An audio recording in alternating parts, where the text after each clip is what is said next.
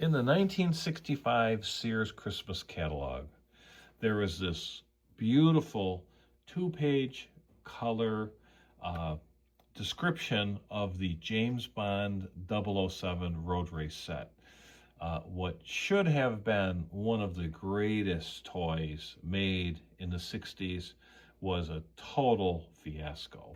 This was a great toy that combined two really hot topics of the 60s. That's James Bond. This was right after the movie Goldfinger came out, and slot cars. But the functionality or quality of this was so bad they had so many returned. A lot of people blamed this race set specifically for putting A.C. Gilbert, the company that made it, into bankruptcy. Now, this was a Sears exclusive. This was like so cool. Sears wanted to make sure they were the only ones that had it. And it wasn't like a normal slot car race set. It came in 6 big sections that you all put together. And these were all decorated. They were painted up. There was changes in elevation. There was this big cobblestone or brick hill sort of thing. There was actually a jump you had to make. It was supposed to be a washed out bridge. There was a Le Mans start type thing. Just, you know, really the just presence and the appearance were just way better than a normal slot car set. So the track was cool. It looked great, but really the stars of this are the cars. They had James Bond, Aston DB5 spy car. It even had this bulletproof shield that in the movie it pops up. They had little machine guns right under the headlights, just like in the movie. You know, just really cool. Now, the one thing that they didn't get right was the color. The cars came in red or blue, and sometimes the Aston Martin was red, sometimes it was blue. And then the other car was a 1965 Mustang 2+2. Again, one of the hottest, like coolest cars of the period. And the Mustang, you know, they would always be different colors. So after the first year where Sears had an exclusive, A.C. Gilbert tried to make lemons out of lemonade. They ditched their slot car chassis. And today, you'll mostly find these cars with this Aurora O-gauge slot car chassis. Now, it's kind of interesting that Aurora at this period had just sort of given up on their O-gauge. So I don't know what sort of business deal they made between the two companies, if Gilbert just bought their excess inventory or if Aurora made them chassis, but they made it work. And that's kind of amazing that the body mounting posts lined up well enough that they could use them. And if you check some of these cars, there are some issues with that. Like one, if you look at the, let me hold it properly, the wheel location in the car, the rear tires seem to be too far back. But they seem just fine on the Mustang. And also, if you see one of these chassis in the back where there's a screw that goes here that mounts the body, and the ones, hopefully I can get to show this, the ones that they had for Gilbert, it looks like they lengthened that slot, and it's also squared off, where on the Aurora cars, it looks like a much smaller U. So they did have to make some minor changes, but it's amazing it was close enough that they could use it with just some really minor tweaks. To give you the idea of the size difference, here's an Aurora HO car of the same 65 Mustang Fastback, and here is the James Bond car. Now, it literally is twice as big. And here's the Aurora chassis. And it's really just a scaled up version of the classic Aurora Thunderjet, except they didn't make the motor bigger. It's exactly the same armature and magnets and guts in there. Some of the gearing's different. The tires are a little bit bigger.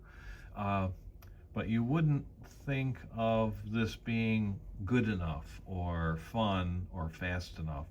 Uh, Having the Thunderjet motor with a car literally twice as big, but actually it is. They're really fun to drive. They have really good drivability.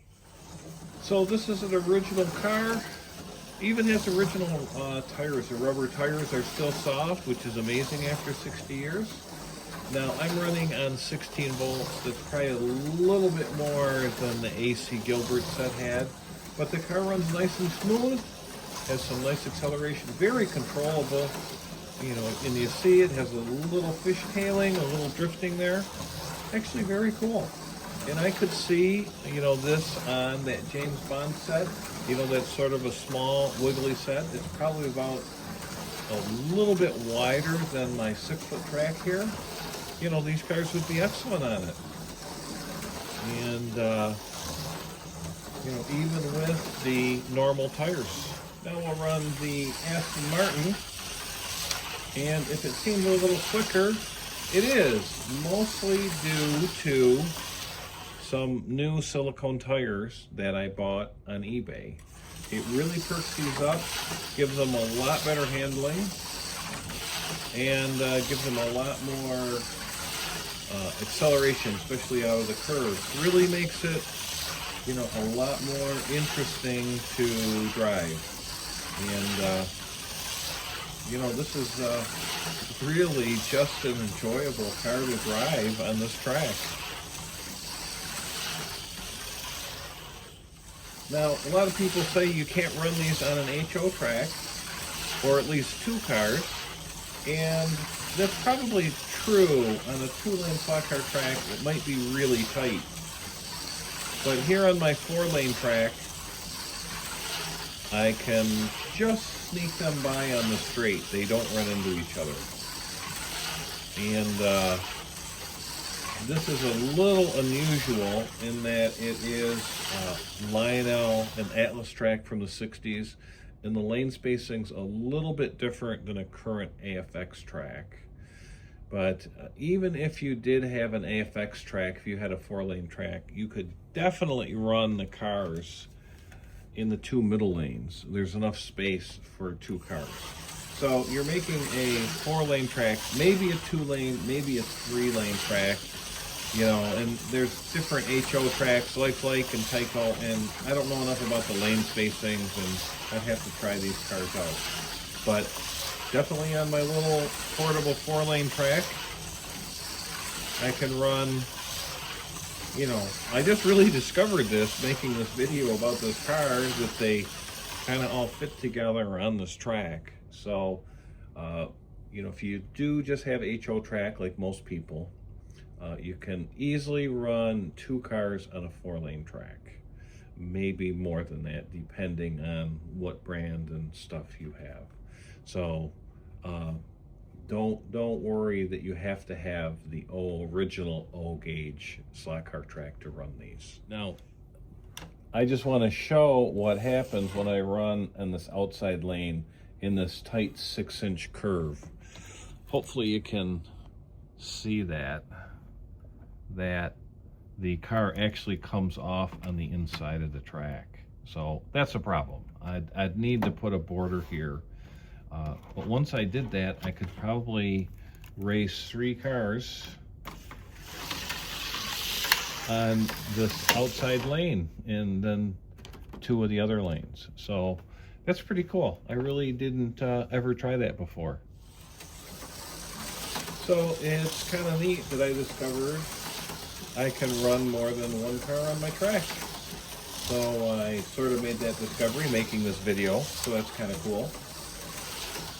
But, you know, if you're interested in running these cars and maybe some of the Aurora O-gauge cars, and I don't know if these are any narrower than the Aurora cars or not, but, you know, this is really tight. But, you know, you can run them on a 4-lane HO track. And, you know, if you really do want to run them, the parts to keep them running are available. Really, eBay is probably the best place to track stuff down. Now, the parts are pretty reasonable. but the cars are going to be pretty pricey. Typically, one of these chassis alone will go for over $100 if it's complete. Maybe $25 more, maybe even more than that. So these, I don't want to say these cars are prevalent, but they're around, they're available to buy. But typically, you're going to pay over $100 for each one. So that might limit a lot of people's interest in them. I really thought they were cool, and I found these on eBay because the two cars, these two Mustangs, I bought fairly recently on eBay because they were mislabeled. They didn't say slot cars in them. They didn't say anything about O-Gauge or Aurora. So I was just lucky I did the right search and they kind of popped up. So, you know, you can get lucky. This is kind of an oddball thing a lot of slot car collectors really don't look for. So, you know, you might get lucky like I did. And like I say, now I have a couple cars I can run with my O-Gauge buddies. But typically you find them, they're pretty pricey. So that's the story of the James Bond race set and why they have Aurora O-Gauge chassis in them. So I hope you found that fun, and thanks for watching.